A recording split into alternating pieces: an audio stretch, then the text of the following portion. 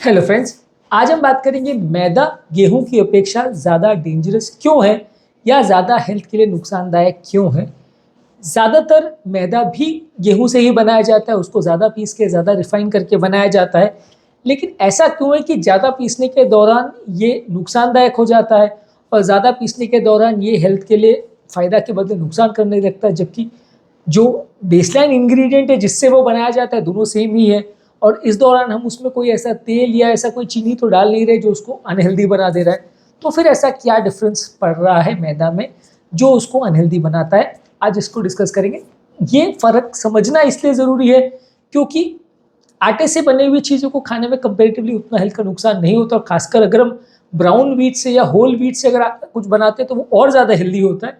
और वहीं उसी को पीस पीस के जब हम मैदा बनाते हैं, उसके साथ कोई भी चीज़ बनाते हैं, कोई भी स्नैक्स या समोसे कचौरी या ऐसी बहुत सारी चीज़ें जो मैदे से बनती है, वो बहुत ज़्यादा नुकसानदायक होती है और वो हमें एडवाइस किया जाता है कि कम से कम खाना। तो आज डिफरेंस समझने का प्रयास करेंगे कि ऐसा डिफरेंस होता क्यों है और क्या किया जा सकता है इसको कम करने के लिए। ये सब चीज़ों को डिस्कस करेंगे। टॉपिक पर जाने से पहले जो लोग हमारे चैनल पर नए हैं उन्हें वेलकम करूंगा, और उनको और हमारे रेगुलर व्यूअर्स को रिक्वेस्ट करूंगा कि वीडियोस को लाइक करें, अगर कंटेंट अच्छा लगता है तो फ्रेंड्स और रिलेटिव्स के साथ शेयर करें। मैदा बेसिकली गेहूं को बहुत ज़्यादा प्रोसेस करके बनाया जाता है। ये ज़्यादा प्रोसेसिंग के दौरान गेहूं की जो ऊपर की जो लेयर है वो धीरे धीरे करके हटती चली जाती है, वो क्रश होते चली जाती है, बाहर निकल जाती है। जो ऊपर का जो ब्रैन है वो और जर्म लेयर है वो निकल जाता है, और अंदर का जो गेहूं का लेयर होता है उसे एंडोस्पर्म बोलते हैं। उसमें मेनली स्टार्च होता है जो कि सबसे ज़्यादा नुकसानदायक पोर्शन होता है। जो बाकी विटामिन मिनरल और ज़्यादा पोषक चीज़ें फाइबर वगैरह वो बाहर की चीज़ों में रहते हैं, उसका ब्रैन यानी बाहर का जो हस्क वगैरह उसमें रहता है, उसके जर्म में रहता है। लेकिन एंडोस्पर्म जो है, जो उसका सबसे इनर लेयर है, वो सबसे ज़्यादा स्टार्च के जैसा होता है। स्टार्च मतलब बेसिकली जो आलू या शकरकंद जैसी जो चीज़ों में रहता है, जो कि बॉडी में तुरंत जाता है, ग्लूकोज लेवल बढ़ाता है, वो वैसा ही तत्व है। स्टार्च वाली चीज़ें जो भी है वो हेल्थ के लिए नुकसानदायक है क्योंकि वो बहुत जल्दी जाके आपके शुगर वैल्यूज़ को बढ़ाती है और बॉडी में हर तरह से नुकसान करती है। एज़ कम्पेयर कोई भी चीज़ में अगर विटामिन मिनरल्स और फाइबर ज़्यादा है तो वो फ़ायदेमंद है।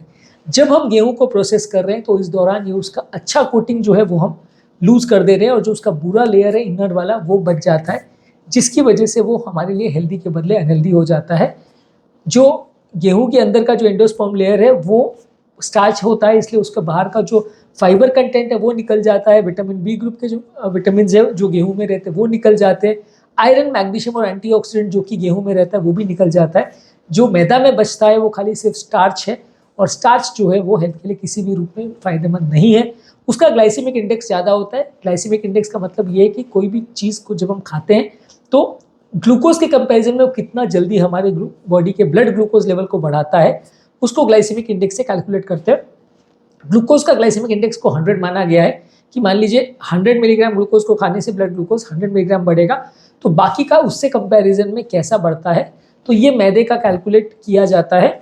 एक कंपैरेटिव एनालिसिस के लिए मैदा का जो ग्लाइसेमिक इंडेक्स है वो 70 to 85 रहता है, यानी 100 अगर ग्लूकोज का मानते हैं तो इसका 70 to 85 है, यानी शुगर बनाने की स्पीड कंपैरेटिवली इसकी भी काफ़ी हाई है।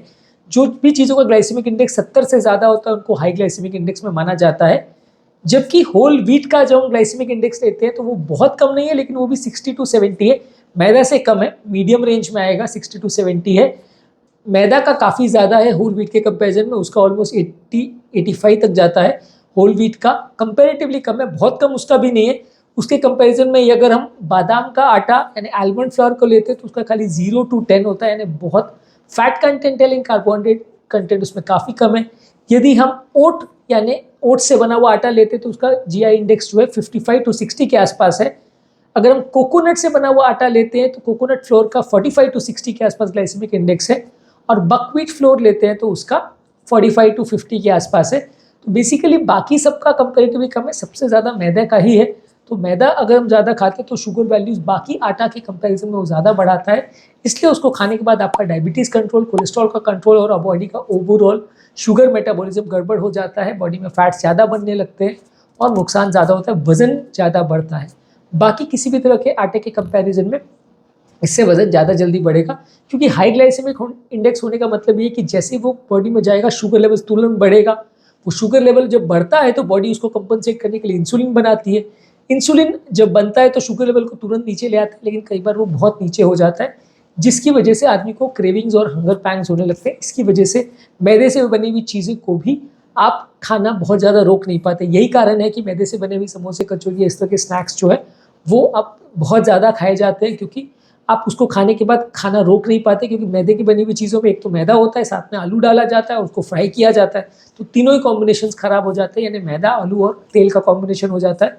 तो ये अपने आप में सबसे ज़्यादा डेडली और लीथल कॉम्बिनेशन है। इसको आप खाओगे तो भूख भी नहीं मिटेगी, ज़्यादा से ज़्यादा खाया जाएगा, एक समोसे के बदले 2, 3, 4 भी आप खा जाओगे और वज़न भी आपका बढ़ेगा, कैलोरीज भी बढ़ेगी, कोलेस्ट्रॉल भी बढ़ेगा और आपकी वेट भी बढ़ेगा। तो इस सारी चीज़ों में आपको नुकसान करता है। इसके अलावा मैदा बॉडी में जाने के बाद गेहूं की अपेक्षा बॉडी में सूजन या इन्फ्लेमेशन भी ज़्यादा करता है, जिसकी वजह से बीपी, शुगर, कोलेस्ट्रॉल और कैंसर वगैरह होने का रिस्क भी कई गुना ज़्यादा रहता है। तो बेसिकली जो मैदा है ये कंपैरेटिवली हर तरह से नुकसानदायक है, और इसके कंपैरिजन में गेहूं से बना हुआ जो आटा है वो कंपैरेटिवली बेटर है, और उससे भी बेटर अगर हम ओट से बना हुआ आटा या दूसरे तरह का आटा लेते हैं तो वो कंपैरेटिवली ज़्यादा बेटर है। लेकिन मैदा इन सब में सबसे ज़्यादा नुकसानदायक है, क्योंकि बनता वो गेहूं से ही है, लेकिन पीसने के दौरान जो अच्छी लेयर्स रहती है वो निकल जाती है, खराब जो स्टार्च की लेयर होती है वो बच जाती है, और उसी को हम ज़्यादा खाते हैं तो वो नुकसानदायक है। तो बेसिकली ये समझना और जानना ज़रूरी है कि ये अनहेल्दी है, और इससे बनी हुई सारी चीज़ें भी कंपैरेटिवली अनहेल्दी है। कारण उसका ये है कि ज़्यादा प्रोसेसिंग के दौरान उसकी फ़ायदे वाली चीज़ें निकल जाती है, नुकसान वाली चीज़ बच जाती है।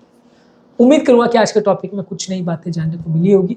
जो लोग हमारे चैनल पर नए हैं उन्हें वेलकम करूँगा, और उन्हें और हमारे रेगुलर व्यूअर्स को रिक्वेस्ट करूँगा कि वीडियोज़ को लाइक करें, चैनल को फॉलो करें, वीडियोज़ पर कमेंट करें, और यदि उनको चैनल का कंटेंट अच्छा लगता है तो फ्रेंड्स, रिलेटिव्स और सोशल मीडिया ग्रुप्स में शेयर करें।